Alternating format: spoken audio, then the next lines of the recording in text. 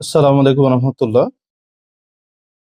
১০০ টাকায় ১০টি ডিম কিনে ১০০ টাকায় ৮টি ডিম বিক্রয় করলে শতকরা কত লাভ বা ক্ষতি হয়?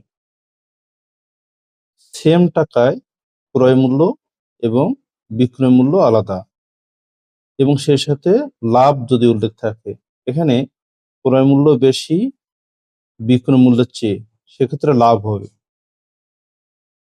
তো এরকম অঙ্ক যদি আসে তাহলে সেক্ষেত্রে সমাধানের নিয়ম হচ্ছে যে ক্রয়ের পরিমাণ বিয়োগ বিক্রয়ের পরিমাণ, নিচে হচ্ছে বিক্রয়ের পরিমাণ গুণন ১০০%।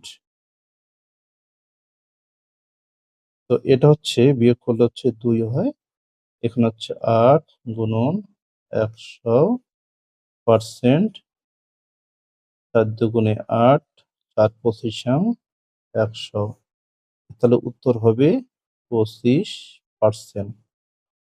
সেম একই শর্টকাট নিয়মে আপনারা এটা করবেন এবং কমেন্টে জানাবেন।